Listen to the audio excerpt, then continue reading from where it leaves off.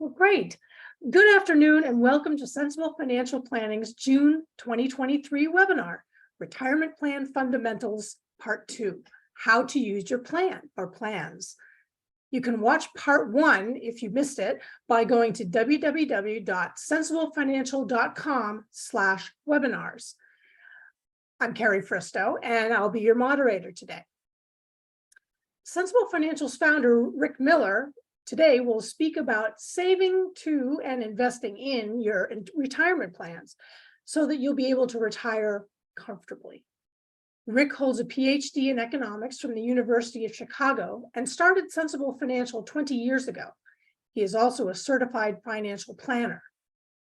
You can register for upcoming webinars through a link in Sensible Financial's newsletter, which will be published later this month, or at www.sensiblefinancial.com/webinars. If you have questions, please submit them through the Q&A link at the bottom of your window, at the bottom of your screen. You can do that. You can submit them at any time during the presentation. Rick will answer as many questions as he has time for, probably once midway through the webinar and once at the end, time permitting. Unfortunately, he can't give any personal advice. There just isn't time to gather the proper information. We'll provide contact information for Rick at the end of the webinar, and we'll also be sending all of you a link to the recording so that you can rewatch it whenever you need to. Now, Rick can begin. Thank you, Carrie. Last month, we talked about what retirement plans are and why you probably need at least one. Today, we'll discuss how to get the most out of your retirement plan or plans while you're still working. And finally, next time, we'll talk about getting your money. And for those of you who watched last time, future use present out of the plan. Oh, I'm going to repeat just a little bit of what we did last time so that as context for what we're going to talk about today. So almost everyone retires. Almost everyone works, participates in the labor force. By their late 20s, 90% of men and 75% of women are working. That's kind of here. And by the late 60s and early 70s, only 20% of women and 30% of men are still working. And by the late 70s and early 80s, it's down to 5% and 10%. So again, using the language that we used last time, now you will become future you, or working you will become retired you.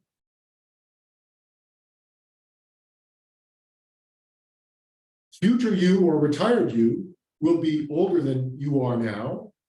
There'll be something like now you, but different in all the ways that we show at the left, and in too many other ways to specify.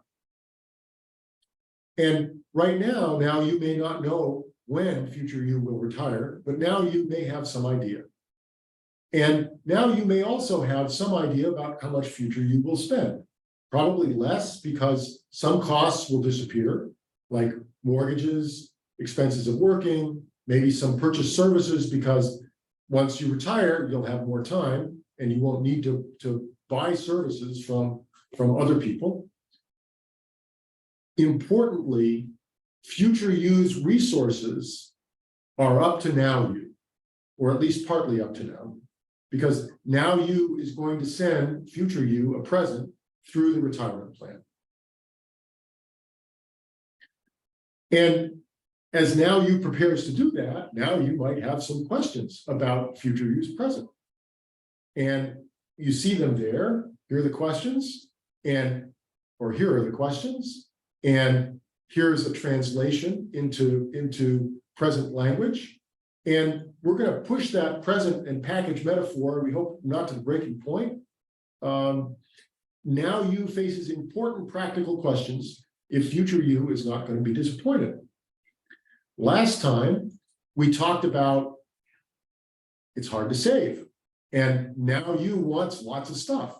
And retirement accounts are confusing.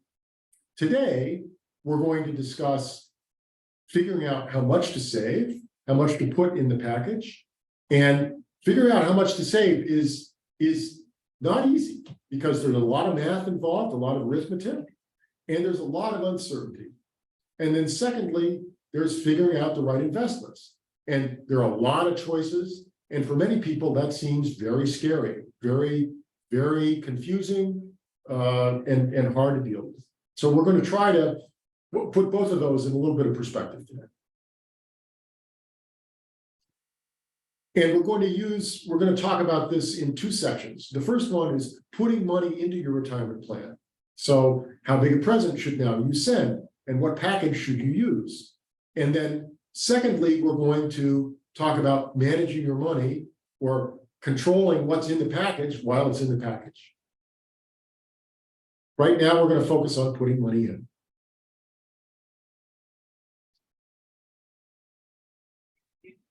Retirement savings are now use present to future you. And you see here that we've got a level of spending and we've got a level of income. And while now you is working, the level of spending is less than the level of income, and there are savings. Now you is accumulating savings to give to future you, and future you is going to spend them later after income stops, earned income stops. And we're showing two time periods here after income stops, one before Social Security starts, one after Social Security starts.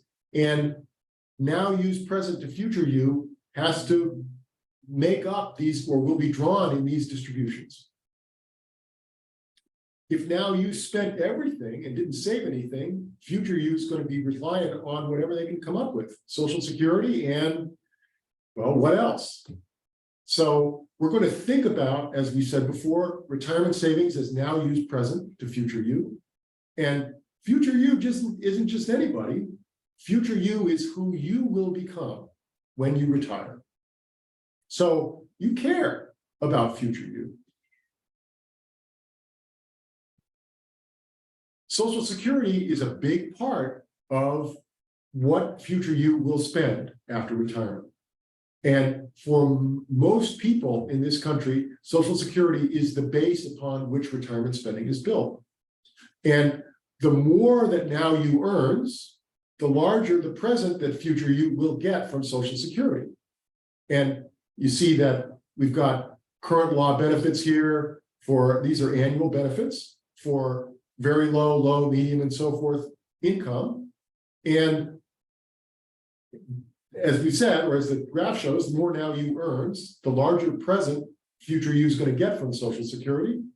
And now you should take that present into account when deciding how much to save. So now you doesn't have to support all the spending with savings, all the retirement spending with savings, because Social Security will help. If now you doesn't take that into account, then they're going to feel pressured to save more than they have to save. And now you will be resentful, and future you will regret that now you didn't enjoy life as much as they could have. Now, Social Security benefits increase with income, but not one for one. So here's income for those categories, right? For very low income, low, so forth. And let's look at the benefits. And notice that the, I'm sorry, I spoke a little too quickly. These are the benefits in orange, and the income is in blue. And notice that the income increases much faster than the benefits. So moving from lower to higher income, the benefits replace a smaller proportion of the income, from almost 80% in the lowest tier to, so here we go, 80%, you see that on the right, down to about 25%, less than 30% in the highest tier, where career average income is about 150,000. And we're not showing it because there's a maximum Social Security benefit, but the proportion of income that Social Security represents is even lower as income rises. In the lowest income tier, future you might not need any present to maintain their living standard. In higher income tiers, presents from now you are essential.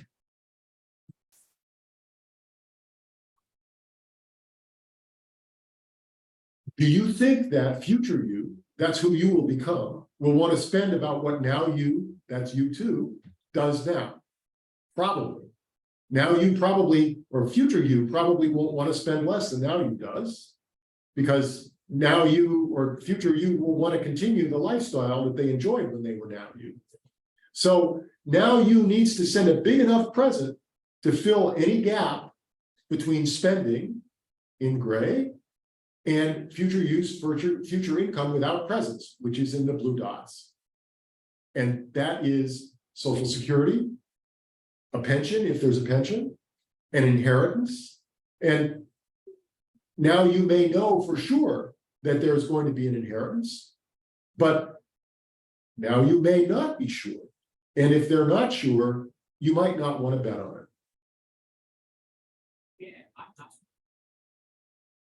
So let's think a little bit more about how much now you should be setting aside. And we're fortunate, a couple of very thoughtful people named Peng Chen and Roger Ibbotson, both of them economists and both of them who spent a lot of time thinking about retirement and preparing for retirement. They thought really hard about this and did some modeling. And this is 15 years ago. So Social Security benefits and taxes are a little bit different than they are now. And they assumed that people would retire at 65. You may not retire at 65. You might retire earlier or later. But here is what they found. For various levels of income, from 20,000 to 120,000, and those are what, $2,007. So we should inflate them to get a sense of what they would be today. The required savings, and when we're talking about required savings here, this is the amount that needs to be accumulated, not the amount that we need to save each year, or that now you needs to save each year, but rather the amount that now you is trying to accumulate for future you by the time now you gets to 65 and hands the baton to future you. And future you gets the package, the present. So notice that as income goes from 20 to 120, the amount that should be accumulated goes from about 70,000 to about 900,000.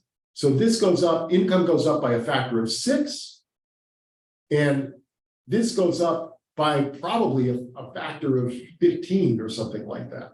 It's a big difference. So the savings multiple of income goes from 3.5 here to 7.5 here.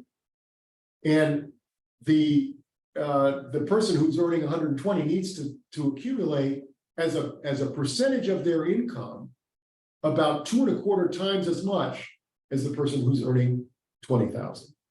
So the more income, much more has to be accumulated.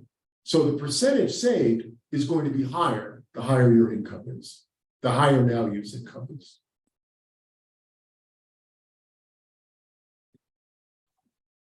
It's not enough to know what target you're shooting for. You also have to have a sense of how close you should be getting to the target as time goes on.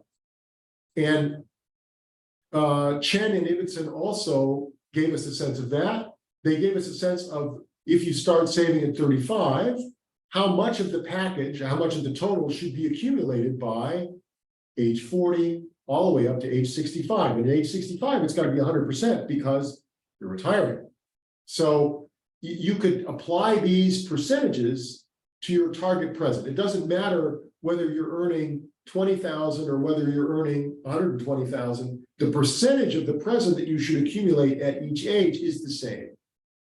And you could apply these percentages to your target. So just to make it easy, suppose that the target's $1 million. At 40, 11.6% of $1 million is 116,000. All the way up to at 55, 54.5%, and at 65, the whole thing.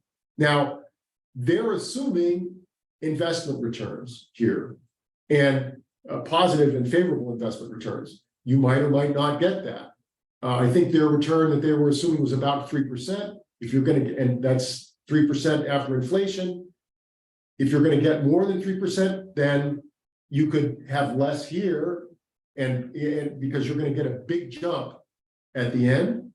If you're going to earn less than, I'm sorry, yeah, if you're going to earn less than 3%, then you're going to have a steadier accumulation, probably more at this age and so forth.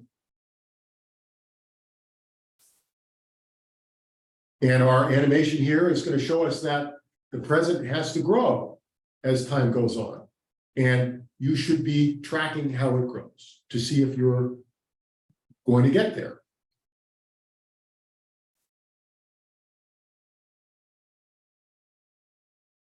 Now, that previous assessment there or model assumed that you were earning the same amount each year and that you were spending the same amount each year. Life isn't like that. Sometimes your earnings path changes over time. Sometimes you get a windfall and so forth. So here are a number of factors that might cause you to need to save more or less in a particular year. If your earnings are going to go down, you may need to save more now when your earnings are high than later when they're less. On the other hand, if you're going to earn more later, you can save less as a percentage now and more as a percentage later. If you get a windfall, you should save some of it. And that would mean you're going to be saving more in the year in which you get the windfall. If you need cash for other purposes now, you should save less. And a great example of that is if you have children and they're going to college, when you're putting money toward college and paying tuition and so forth, you're likely to be saving less at that point than you did before when you were saving for college and for retirement. If you're starting to save later in life, you've got ground to make up, so you have to save more. If you're starting to save earlier in life, earlier, let's say, than 35, so if you're starting in your 20s, then you don't have to save as much because you've got longer to go, and because the savings that you accumulate in your 20s will grow and make up for, make it so that you don't have to save as much later. And finally, if you have an employer who's matching your retirement contributions in your employer plan, you don't have to save as much either, because those employer contributions are saved. In effect, they're income that you save. And so you can count them as your savings, and you don't have to save as much out of your income.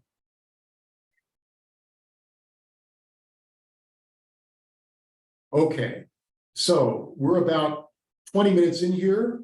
We could take a couple of questions if we have them, Carrie. Yeah, well, we do. So here's the question. How risky are stocks really? Aren't they the best investment for retirement? Okay, we're going to get to that in the next question, in the next segment. Oh. Yeah, how about, oh, here's a good one. How can I figure out how much to save? Okay, so this is in this section, this is the hardest question of all, right? And it's what I would suggest is to do some relatively simple math.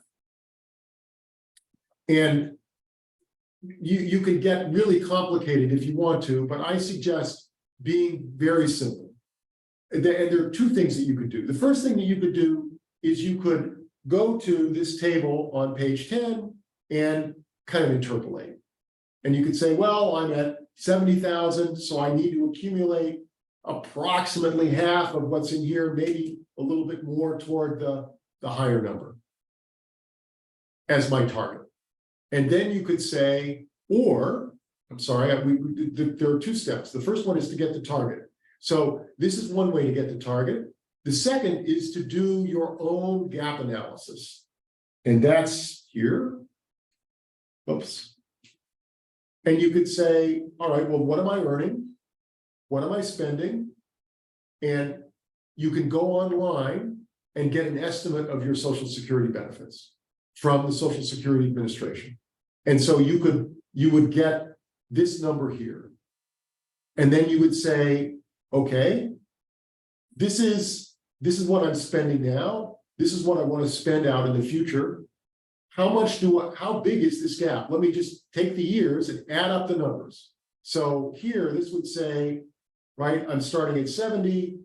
I've got to get from about 30,000 to about 70,000. So I need 40,000 for my age 70 year.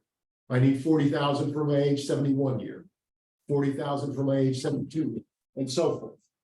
Okay, and then, excuse me.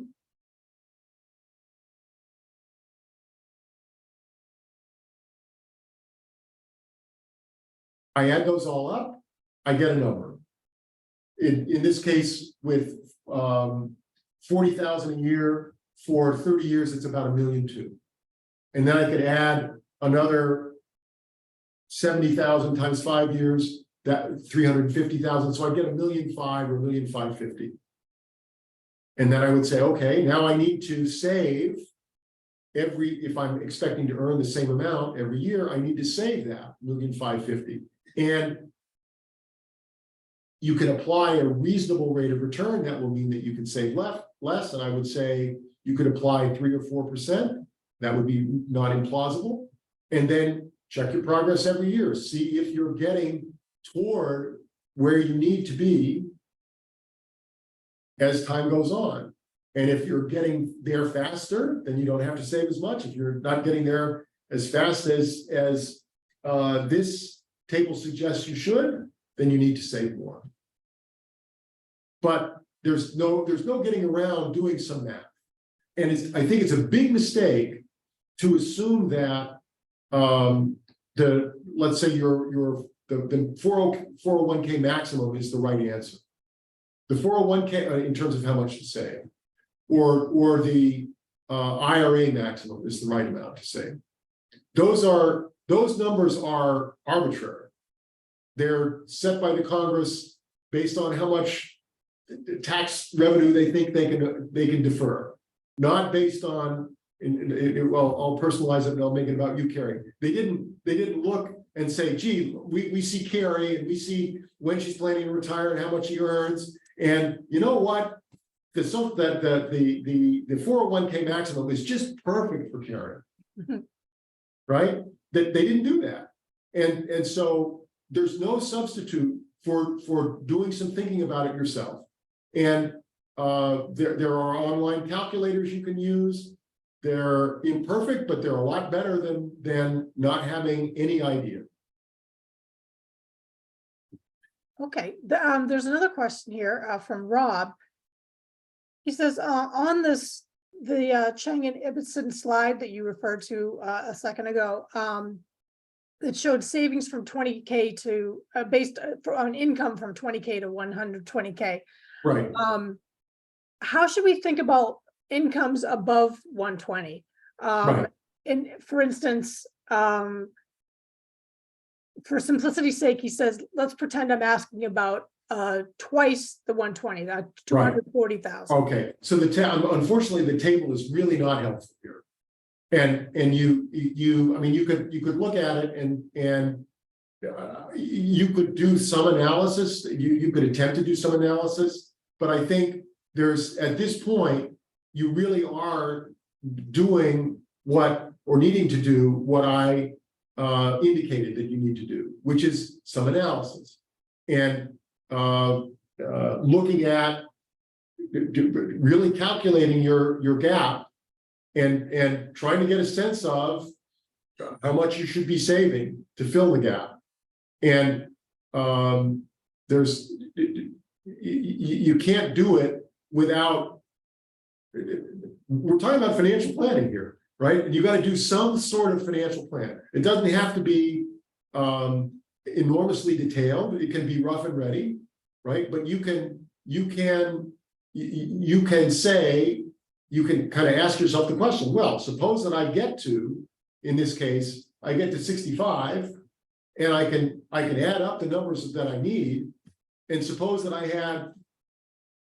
said we needed $1.5 million. Suppose that I had $500,000. How would I feel about that? Well, now let me see. So $500,000, I need $70,000 the first year. I need $350,000 in the first 5 years.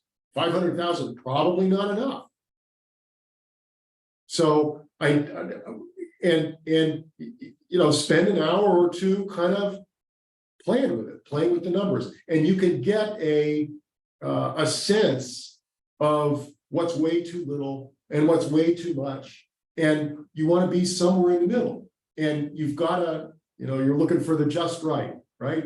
And there is software, the online calculators, there's Maxify, which is software that we use. There's a consumer version of that available. You can use that to help calculate, to get a sense of what the savings ought to be as well. But I think there's no substitute for doing at least some thinking about this and some work on this. Right. Okay, so we did get another question here. It says, what about the pressure on Social Security for funding fully when I retire 5 to 7 years from now? That's a great question.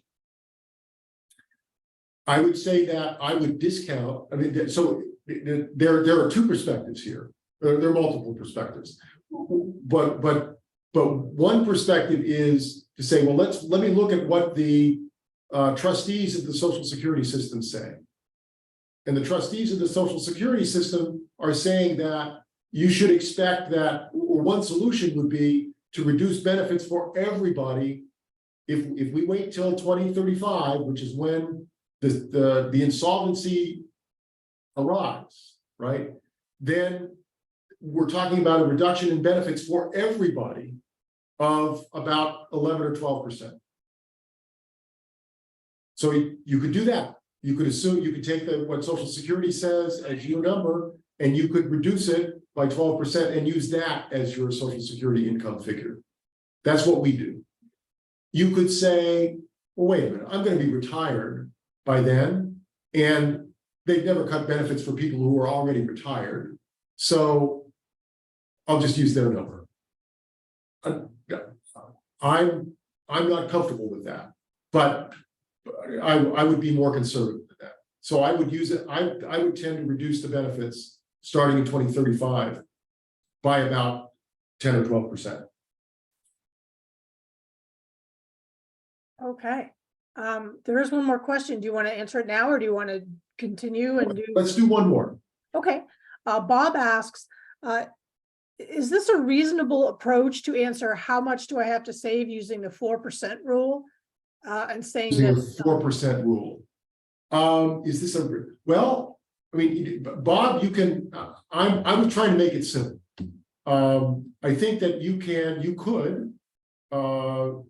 use a different rule for thinking about how much you need to save and for calculating the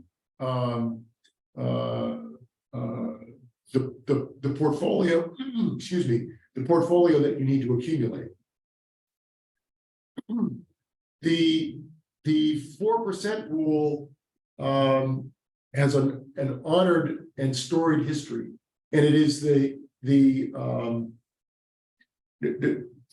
fellow that developed the 4% rule is responsible for the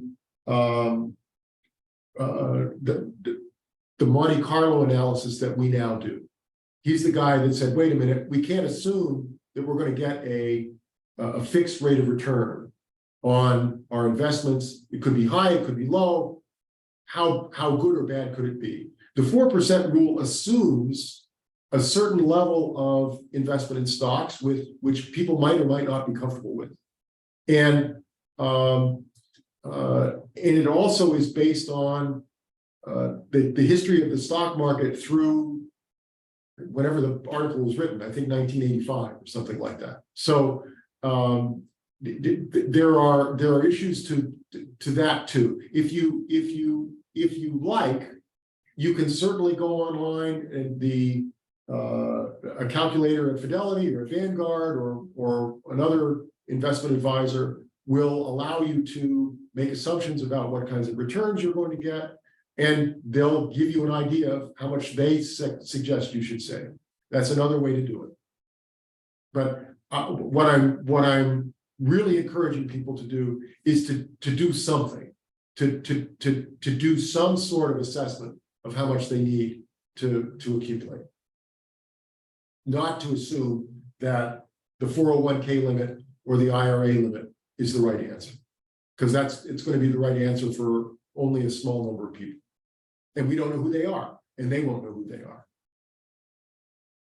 Okay. So let's go on. Okay. So let's talk now about where you should contribute. Where should you put this present? And broadly speaking, there are two choices. One of them is your employer plan. And for most people, if you have an employer plan, that employer plan is going to be the first choice. And the primary reason for it being the first choice is that often the employer will match contributions that you make. And that matching is valuable. And so you want to be sure to get that. If your employer offers a match, you want to be sure to get that. So you want to start there for sure. You're leaving money on the table if you don't get the employer match. If there's no match, then you want to compare the plans, your employer plan to an IRA, sort of right against each other. Okay. And when you're doing that, you want to consider the costs, the mutual fund expenses that are associated with the mutual funds in your employer's plan versus the mutual fund expenses in the IRA that you would open, where you've chosen a custodian in part because they offer good investment choices.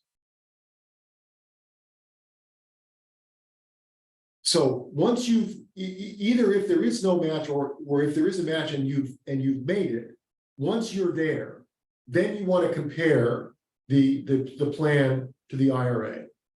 And you want to contribute more to the plan if it's not too expensive.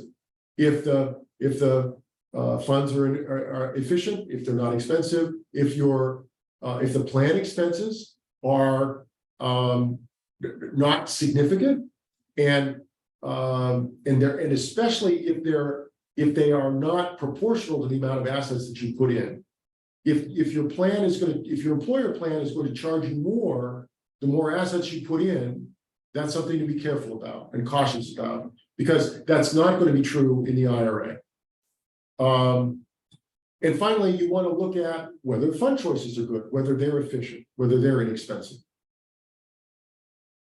There's one other advantage to your employer plan that you don't want to minimize, and that is it's really easy. And if it's really easy, you're going to do it. And making the contributions is a big step. And you want to be sure that you don't just plan to make them, but that you actually do make those contributions. And it's easier to make that happen in the employer plan than in the IRA, although just a little bit easier. I mean, we'll talk about how you can set it up so that you make the IRA contributions easy as well. But the employer plan is really easy. Okay, now when you're thinking about with your employer plan, you don't have choices. With the IRA, you do have choices. You can pick a custodian, and you want to find a good one, and you want to find one that, as this suggests, offers low expenses, broad choices, has a good reputation, got good customer service. The ones that come immediately to mind are, and this is not a paid commercial, but just, you know, the ones that come to mind immediately are Vanguard, Fidelity, Schwab, T. Rowe Price. There are a number of very good, very efficient providers of brokerage services where you can put an IRA. And there are other good ones. Just because I didn't list them doesn't mean they're not good, but you want to compare them to perhaps the ones that I listed to be sure that the one that you pick also has good choices, good investment choices, that they're not expensive, and so forth. Okay. So then how should you contribute? And by how, what I mean is, should you make traditional contributions, which are before tax, or should you make Roth contributions, which are after tax? Traditional contributions make sense if your income and your marginal tax rate both are higher now than they will be when you're retired. And this is true for most people especially if you don't expect the tax rates are going to rise after you retire. And the easy way to think about this is if you pay tax now and you're paying it about, so if you suppose you're going to put $100 in and you pay tax now and you're in a 30% tax bracket but when you retire, you're going to be in a 20% tax bracket. So you can put $100 into a Roth, or you can set aside $100 for a Roth, but you're going to have to pay $30,000 in tax. So you're going to put in 70, right? But if you put in 100 into the traditional, and you've got lower a 20% tax rate after you retire, you're going to take out 80, right? So that's the reason that with the traditional or with tax rates lower after you retire, the traditional is preferred.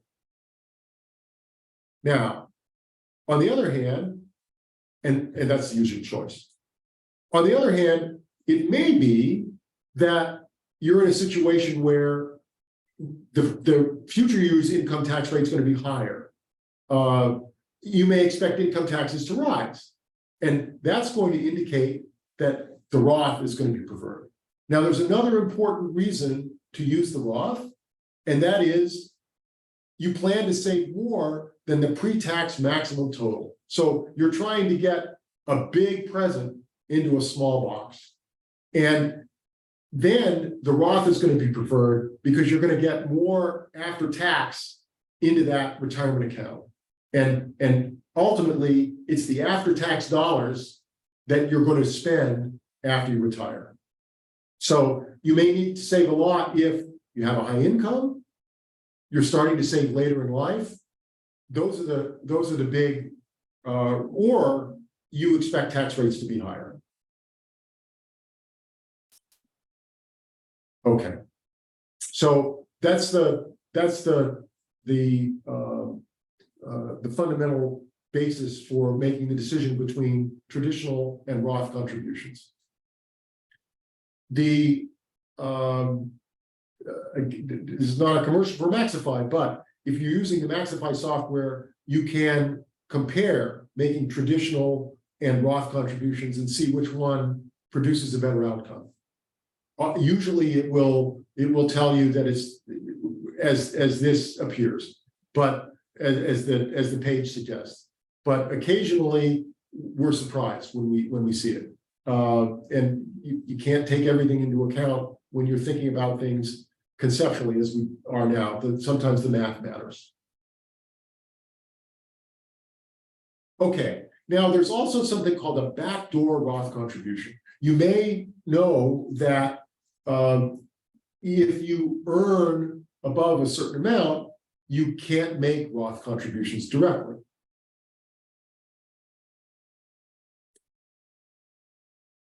But you can make one through the so-called backdoor. So you can contribute to your IRA, and then you can immediately convert that contribution to your Roth IRA. And if you're considering this strategy, it's likely that your IRA contribution is not going to be deducted.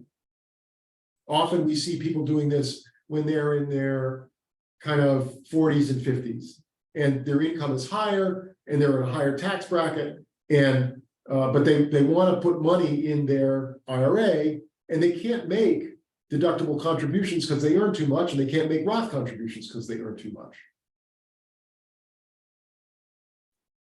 And the thing that makes this a little complicated is this works best if your IRA starts out empty. So if you're in your 50s and you've made IRA contributions before, then you're going to have your IRA won't be empty, and it's going to have probably pre-tax contributions in it.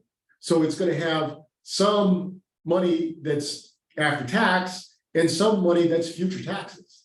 And if you convert from there, that doesn't work so well, because the IRS says, well, if you've got some pre-tax assets, then and you convert, then one, you're going to be paying taxes on the money that you convert, and two, if you put money into the IRA after tax, and you have money in the IRA that's pre-tax, now you have two kinds of money in the IRA, and you have to track them for the rest of your life in order to avoid paying tax again on the money that you put in after tax. That's a mess. You don't want to do that. So this backdoor Roth conversion doesn't work for everybody. But if it does work, it can be helpful.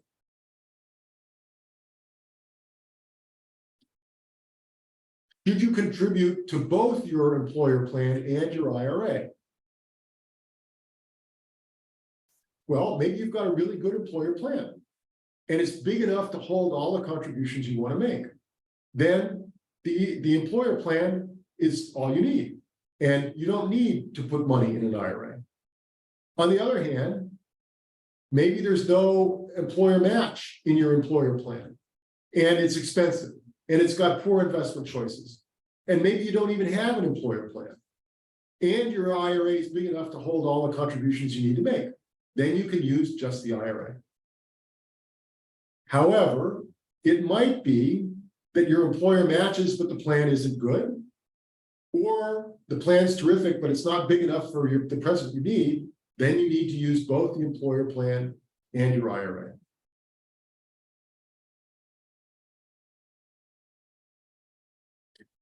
And the final point here on how to use these plans is making it automatic is a great thing to do. In your 401k, your 403b, your employer plan, it's usually easier to do that than with an IRA. And all you do is you decide how much you're going to contribute, you divide by the number of pay periods, and then you set that contribution in the system. And it's good to make consistent contributions, because that way you're going to get the full match. If you make contributions that fluctuate, you may not get the full match because of the way the employer sets up their matching.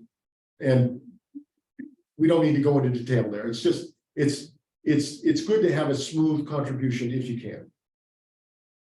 Now, with an IRA, you can also automate, and we've got a nice little animation here to show us what we're trying to do, right? We're trying to go from the paycheck automatically into your retirement account. And with the IRA, what you can do is have your paycheck direct deposited, figure out how much you want to contribute for the year into your IRA, divide it by the number of pay periods, and set up an automatic contribution from the direct deposit account to your IRA, so that right after the paycheck hits, the contribution goes to the IRA. Then you don't have a chance to spend it. And that's the way to make it happen. That's the way that the employer plan works as well. You want to take the decision-making out of this process, if you can. I shouldn't say the decision-making. You want to take the weekly or monthly decision-making out of this process, because remembering to make an IRA contribution, remembering to make a 401k contribution takes emotional energy. And there's only so much of that to go around. If you rely on that, you're going to end up missing contributions, and that would be unfortunate.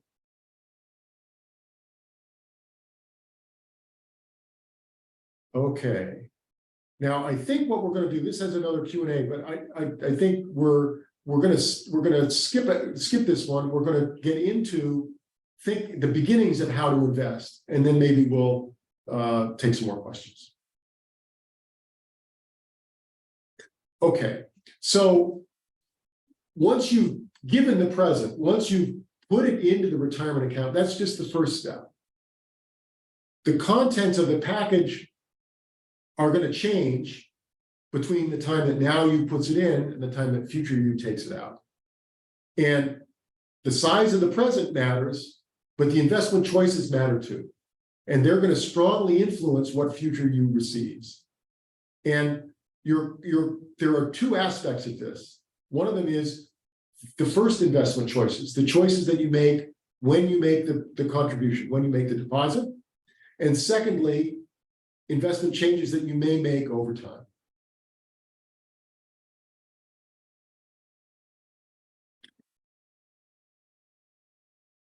Now, the first point I'm going to make a disclaimer here first. This is not personal investment advice. The investments we discuss are not FDIC insured. You can lose principal. It's going to be on every page. I'm not going to say it on every page, but this is not personal investment advice. The first point I'm going to make is that simple works. It may seem that investing is really complicated, but it doesn't have to be. And a simple investment plan can work extremely well. And it works extremely well for a number of reasons. First of all, it helps you see that investing is not necessarily complicated and mysterious. Making it seem mysterious can be to some people's advantage, but it doesn't have to be mysterious and it doesn't have to be complicated. I'm going to talk about it, I hope, in simple terms. A few simple ideas will help you make excellent investment decisions. The first one is choosing your risk level. The risk level you choose will influence the return you can hope for and the sizes of the portfolio fluctuations that you'll see and the range of results that future you might get. So it's an important decision. And we'll talk about how to think about it. The second element of simplicity is diversify. And that means don't buy individual stocks, don't buy individual bonds, buy mutual funds that invest in lots of stocks or lots of bonds. That helps because it reduces the risk of your portfolio to the irreducible minimum, which is if you're in stocks, the risk of the stock market as a whole, and if you're in bonds, the risk of the bond market as a whole. But you're not worrying about whether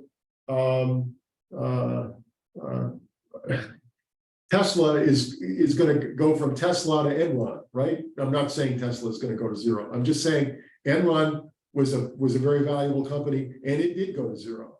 And if you pick individual stocks, you're running the risk that one of them you pick won't do well or will do extremely poorly. So diversification eliminates that risk. Keeping your costs down. That has a direct impact, and we're going to talk about how on how much future you gets, and it helps you understand better also or it makes the link between the investments that you make, the stocks and bonds, and the present that future you gets more direct. And finally, fewer investments is better or are better. It's easier to track your portfolio. It's easier to understand. It's easier to stick with. Choosing a complex portfolio is probably more expensive. It's likely to have lower returns. And one thing I can assure you of, it's going to be harder to understand. And if you don't understand it, it's going to be easier to worry about it. And worrying about it is going to really mess up now you's enjoyment of life. Worrying about how future you is going to do. So we don't want that to happen. So what we've got here is simple and complicated. Complicated we don't want, or complex I'm advising against. Okay, so let's think about setting your risk level. I'm going to talk about three kinds of investment assets here. Stocks, bonds, and GICs. GICs are guaranteed investment contracts, and some employer plans offer them. I'm going to talk about those last. Let's start with bonds because they're easiest, I think, to describe and understand. And you see that they've got less expected return and less risk than stocks, but probably a bit more expected return and a bit more risk than GICs. But let's talk about them and say what they are. Bonds are just loans. So when you buy a bond, you are making a loan. If you buy a treasury bond, you're making a loan to the US Treasury. If you buy a municipal bond, you're lending to a state or a local government. Buy a corporate bond, you're lending to a corporation. And loans are promises, right? The borrower is promising they're going to pay you back and they're going to pay you interest. And for corporate customers, there are sanctions if they don't pay you back, and if they don't pay on time. The bondholders can throw out the management, sell all the assets to pay themselves if a corporation defaults on its bond. So there's a substantial degree of security and safety that goes along with that. With stocks, there are no promises. With stocks, you're buying a share of future profits. If the management decides they're going to distribute profits as dividends, then you'll get them, but management doesn't have to do that. So you're hoping that if you buy a stock, that the company will be profitable and that the management will distribute the profits before they make a bad decision and run the value of the company down. So, and I don't mean to say that stocks are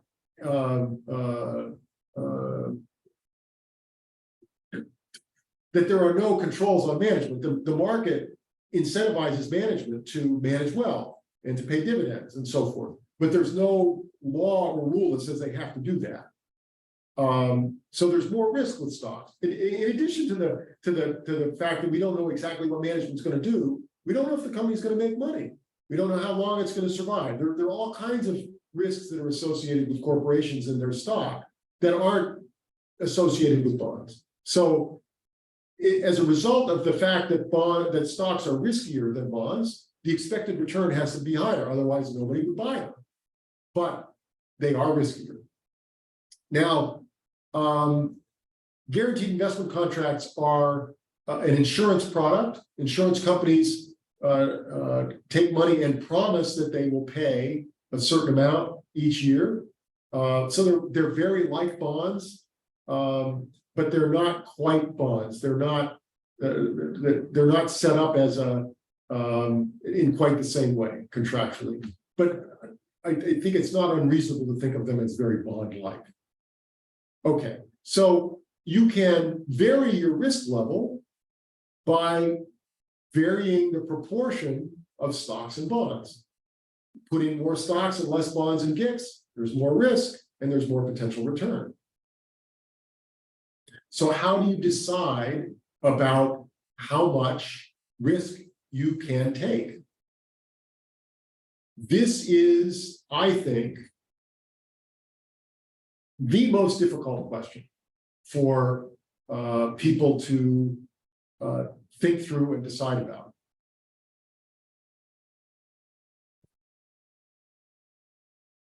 I encourage people to think about their risk capacity, the amount of risk that they can afford, and their risk tolerance, the amount of risk that they can stand. And when we're thinking about risk capacity and how much risk you can afford, we're thinking about future use ability to cope with poor investment results. Because if there's risk, it's possible that you'll get poor investment results. And so we want to be sure that we're not taking so much risk that if we get a really bad outcome, future you is going to be very unhappy. So that if we say, okay, we'll take it. If we get poor results, future you will be okay. They won't be thrilled, but they'll be okay. That's risk capacity. If they get poor results and they're going to be devastated, you've gone beyond the risk capacity. And on the other hand, if future you is going to be future you looks at the outcome and says, well, but there's, you're going to giving me this for sure. And, I'd like to have this. And I'd be willing to take a little bit less than what you're giving me for sure. Then you could take more risk. Future you is telling you, well, we've got more risk capacity to work with. Now, what gives future you risk capacity? future use ability to cope with poor results is the definition of risk capacity, and future you can cope better if they can work longer, if they can stand spending less, right? So if you remember back to the chart where we were showing how much future you was planning to spend, if future you says, yeah, well, I think it was, I can't remember now, it might have been, I don't remember how much it was, suppose it was 100,000 a year. And future you says, well, yeah, 100,000 is nice, but I could get by on 80. That's risk capacity. That's room to take losses and still be okay. But if they say, but at 70, I'd be really unhappy. Well, there's your limit. And you think about the amount of risk in that way. And you want to be as confident as you can that you can get to future use minimum, bare minimum, rock bottom minimum. That's the risk capacity. Risk tolerance is now use ability to sit through market declines without changing your investment stance. And we're going to talk more about this in a little while. But basically, you want now you to be able to see a big stock market decline and say, well, we're okay. Future you and I are okay because we know that we're within our risk capacity and we'll make it through. We don't want now you to feel that they're compelled to make a change in their investment strategy if they get a bad week or a bad month or a bad year. So you don't want your risk that you're taking in your portfolio to be higher than your risk capacity or your risk tolerance. And you should, every 5 years or so, you should think through that risk level. And we're going to talk a bit more about how to think about that in just a minute. And I see that we are almost out of time. So this is not a great place to stop and take questions, but let's do. Okay. Let's see.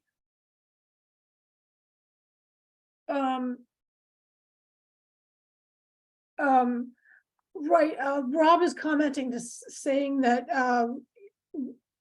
when you're saving automatically, some payroll systems allow you to send a certain amount to an IRA and a certain amount to checking. So that might be a good way to do it. That's very true. Right. He also asks, how do you think about layering risk? A base amount with low risk, a medium risk amount, and anything above that has a higher risk tolerance. I like to think about risk in dollar terms rather than in percentage terms, because the dollars that you have exposed to the stock market, let's say, are you spend dollars, you don't spend percentages. And when you lose money in the market, you may lose a percentage, but you're losing, it's the dollars that you've lost that influence what you're going to be able to do once you retire. So I think that thinking about if we go back to the spending level that future you wants to have, you can think about Social Security as your lowest risk contributor to that spending. And then you could say, well, let me have some bonds that I'm going to accumulate, and I'll plan to spend those bonds down. And that's also very predictable. And then I'm going to put on top of that some stocks, and that's very risky, but I'm just going to spend a percentage of that each year. But I'm going to spend it on stuff that is nice to have, but not essential. I will tell a brief story here, and then we should probably wrap. I had a client in about 15 years ago who had Social Security, they had a very nice annuity, and then they had a stock portfolio. And they called their stock portfolio their Jamaica money. And if they had a good year in the stock market, they were going to Jamaica. And they were going to take a vacation in Jamaica. And if they had a bad year in the market, then they weren't going to Jamaica. But that was the only difference in the way in their living standard. And that was the only thing that depended on the trip to Jamaica was the only thing that depended on how the stock market did. I think that's a useful metaphor. It's a helpful way to think about things. And I think that it aligns with what Rob was saying in terms of layering risk. So do you want to answer one more, or? Sure, we'll take one more question. Okay. John asks, when investing, shouldn't one account for inflation? For example, at 2% average inflation rate, starting at 40, you'll need to actually have saved 1.6 million Yes. at 65 to have the same spending power as the 1 million target. That's right. So whenever we plan, we're planning in dollars of today. And we're thinking about real rates of return, right? So that allows us to kind of abstract from inflation. Once you include inflation in your plan, then you've got to forecast inflation. And I think that's really hard to do. I think it's better to get a sense of what the numbers need to be in terms of dollars of today. Then you do have to adjust them as you go on, right, for the inflation that you've experienced. But I think I find it very difficult, and we would have made a big mistake if we were planning counting inflation in, right? And we forecast inflation at 2%, and then last year happened, and we would have been way off, right? So if we're planning in dollars of a particular year, then as inflation occurs, we can adjust everything to reflect that. But yes, you have to consider inflation. It's just a question of how you do it. Okay, so I think that we got a lot more here, but we don't have time for a lot more. So I'm going to jump to the end, and let's see. So I'm going to talk about what we talked about today. So if you earn more, you need to save more in dollars, and you need to save a higher percentage. You should keep it simple, diversify, manage your risk, keep your costs down. We're going to talk about some of these next time now. And then these we didn't get to. So upcoming webinars, we're going to continue this discussion on the 27th at 3, the 27th of July. And then in August, we're going to talk about we're going to begin our Managing Money as a Couple series. And we're going to start with thinking about marriage. And that's going to be on the 29th at 2. And we'll hope to see you there and then. Have a great afternoon.